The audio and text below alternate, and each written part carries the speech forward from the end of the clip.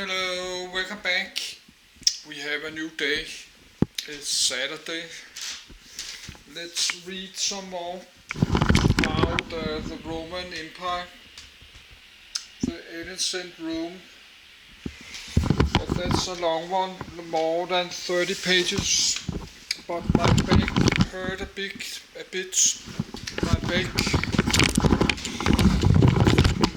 My back, this is my back is hurting because I'm sitting too many hours downloading PDF and sitting too many hours there, so I'm not doing that today. Because I'm just laying in my bed, read this. But I'm not going to spend my whole summer to read about the Roman Empire because that's super big subject. But I only done it a few days. Yes, I need a minute.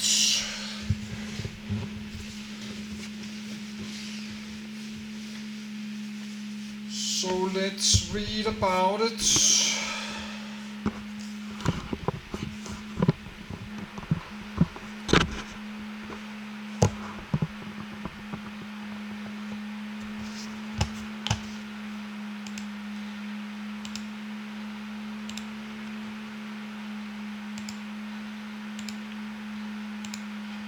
Ancient Rome. Ancient Rome, Roma 753 BC 476 AD. Motto: Senatus Populus Crominus Roman Republic Empire Map.gif. Territories of the Roman civilization: Roman Republic, Roman Empire, Western Roman Empire, Eastern Roman Empire. Capital Rome. Andathus during Late Empire, notably Constantinople and Ravenna. Common languages. Latin Government Kingdom 753-509 BC, Republic 509-27 BC, Empire 27 BC 476 AD, Historical era. Ancient history. Founding of Rome 753 BC, Overthrow of Tarquin the Proud 509 BC, Octavian proclaimed 27 BC. In modern historiography, ancient Rome refers to Roman civilization from the founding of the Italian city of Rome in the 8th century BC to the collapse of the Western Roman Empire in the 5th century AD.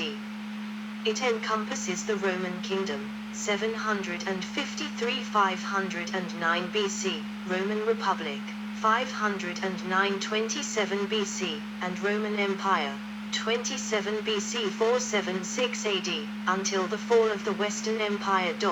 1. Ancient Rome began as an Italic settlement, traditionally dated to 753 BC, beside the river Tiber in the Italian peninsula. The settlement grew into the city and polity of Rome, and came to control its neighbors through a combination of treaties and military strength.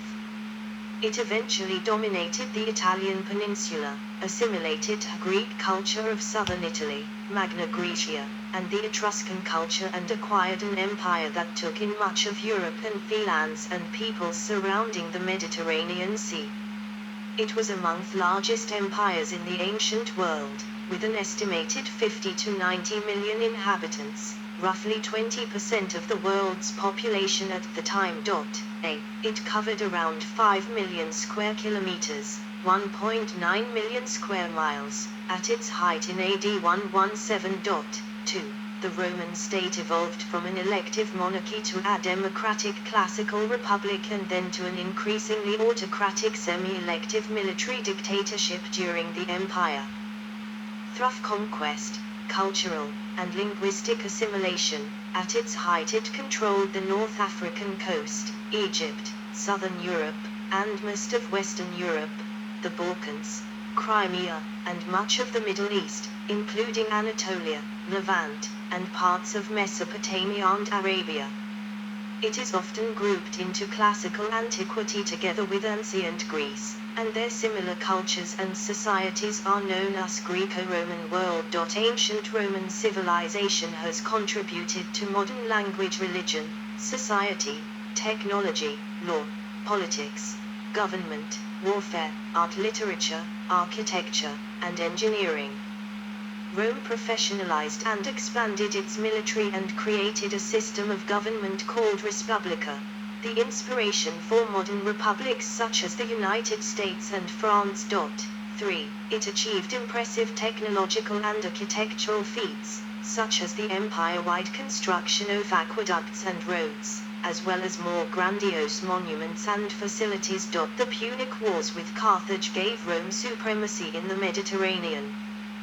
The Roman Empire emerged with the Principate of Augustus. From 27 BC, Rome's imperial domain now extended from the Atlantic to Arabia and from the mouth of the Rhine to North Africa. In 92 AD, Rome came up against the resurgent Augustus' collapse of the Western Roman Empire 476 AD. Parthian Empire and became involved in history's longest-running conflict, the Roman-Persian Wars, which would have lasting effects in both empires. Under Trajan, Rome's empire reached its territorial peak, encompassing the entire Mediterranean basin, the southern margins of the North Sea, and the shores of the Red and Caspian Seas. Republican mores and traditions started to decline during the imperial period, with civil wars becoming a common prelude to the rise of a new emperor.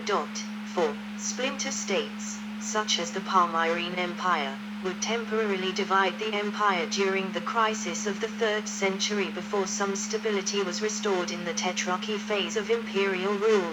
Plagued by internal instability and attacked by various migrating peoples, the western part of the empire broke up into independent barbarian kingdoms. In the 5th century. B. The eastern part of the empire remained a power through the Middle Ages until its fall in 1453 AD. C. Early Italy and the founding of Rome. A fresco from Pompeii depicting the foundation of Rome.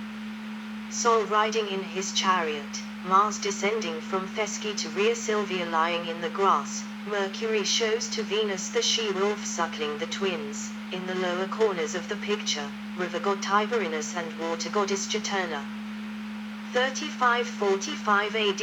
Agriculture appeared in Italy c. 4000 BC, with copper tools appearing. 2000 BC followed by the Bronze Age through to end of the 2nd millennium BC. 6. Cities started developing in the 9th century BC with Villanovan culture in Etruria. A culture specific to Latium called the Latial culture appears in the archaeological record c. 1000 BC, which was related to the larger Villanovans. 7. From the middle of the 8th century to the 5th century BC, city-states became the dominant form of political organization in Italy. Winking sad smiley 8. They also started to build organized cityscapes and religious cult centers. 9. By the 7th century BC, large organized city-states had emerged in Etruria.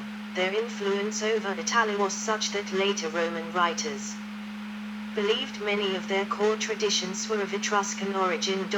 10. Archaeological evidence of settlement around Rome starts to emerge.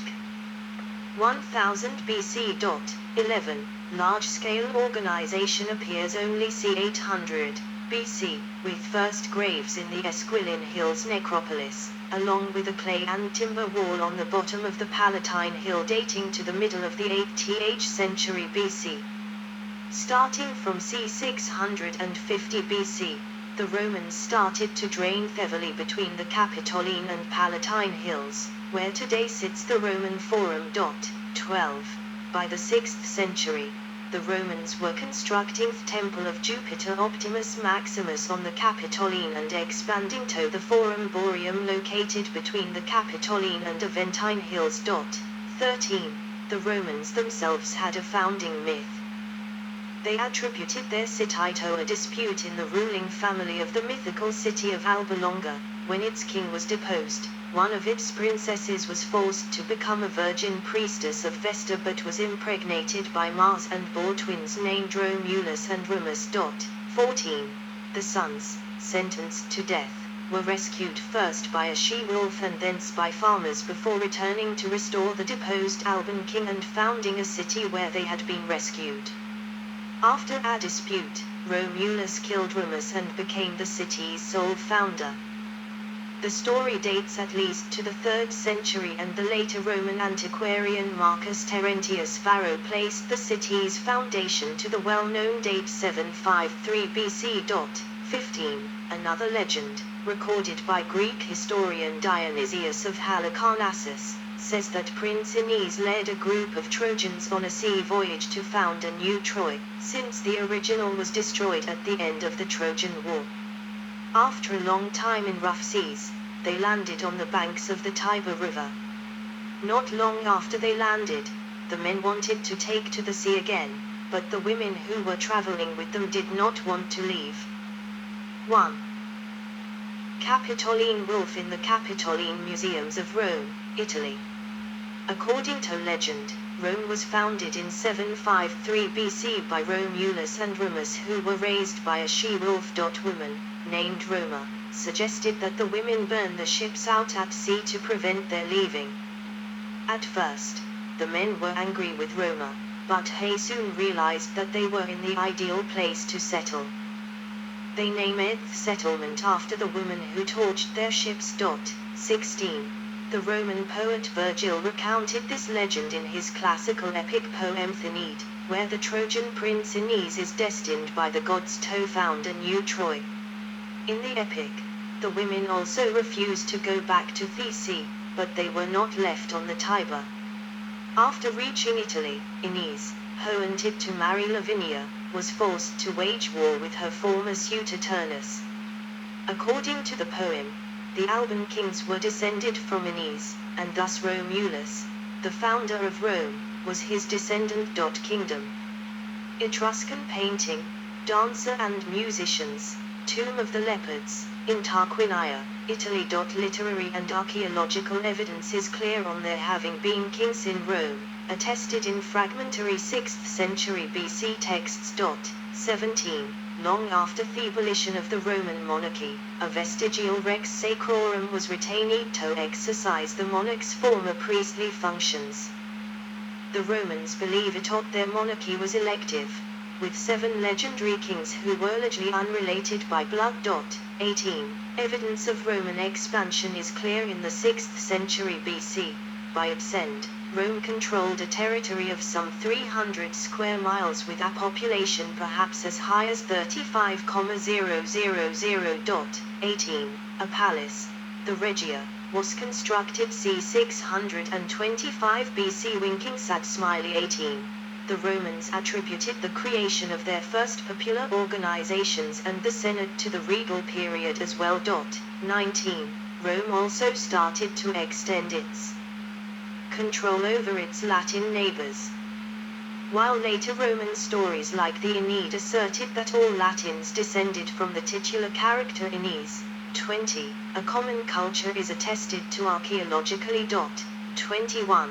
Attested to reciprocal rights of marriage and citizenship between Latin cities. The Jus Latii, along with shared religious festivals, further indicate a shared culture. By the end of the 6th century, most of this area had become dominated by the Romans. 22. Republic. By the end of the 6th century, Rome and many of its Italian neighbors entered a period of turbulence. Archaeological evidence implies some degree of large-scale warfare. Many neighboring cities in Etruria also shifted to non-monarchical institutions. 23. While Roman traditions believed that the overthrow of the Roman monarchy inaugurated a new and concrete republic, it is implausible the transition could have been so sharp. 24. The Romans believed that from the birth of the republic, they established a two-man magistracy taking over the king's powers, the consulship. These magistrates had short one-year terms and held office with colleagues that could check each other's actions. The prevalence in both Rome and other cities at this time of replacing monarchs with elected officials suggests that Italian aristocratic families never became fully reconciled to the rule of one man. 24. Through the following centuries, The Romans experimented with different offices and constitutional regimes before settling on the two consuls in the 4th century BC. 24. According to tradition and later writers such as Livy, the Roman Republic was established c. 509 BC. 25. When the last of the 7 kings of Rome, Tarquin the Proud, was deposed by Lucius Junius Brutus, and a system based on annually elected magistrates and various representative assemblies was established. 26. A constitution setter. This bust from the Capitoline Museums is traditionally identified as a portrait of Lucius Junius Brutus, Roman bronze sculpture, 4th to late 3rd centuries BC. Series of checks and balances, and a separation of powers.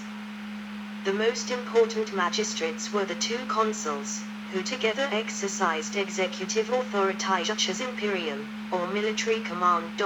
27.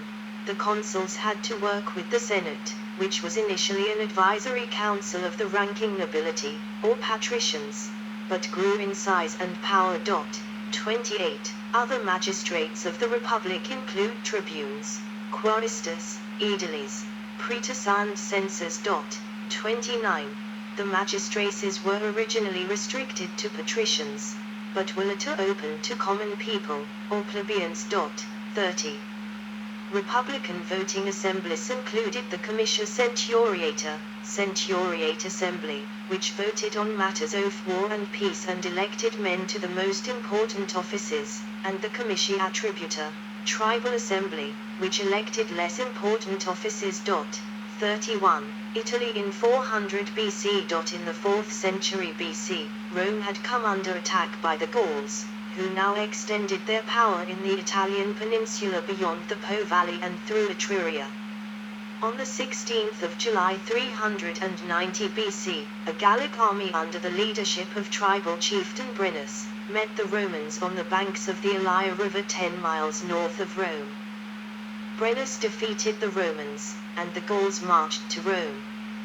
Most Romans had fled the city, but some barricaded themselves upon the Capitoline Hill for a last stand. The Gauls looted and burned the city, then laid siege to the Capitoline Hill. The siege lasted 7 months. The Gauls then agreed to give the Romans peace in exchange for 1,000 pounds of gold.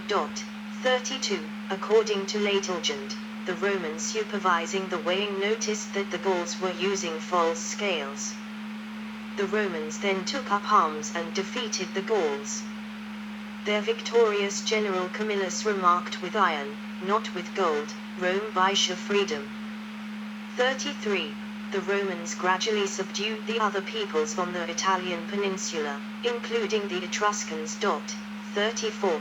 The last threat to Roman hegemony in Italy came when Tarentum, a major Greek colony, enlisted the aid of Pyrrhus of Epirus in 281 BC. But this effort failed as well. 35. 34.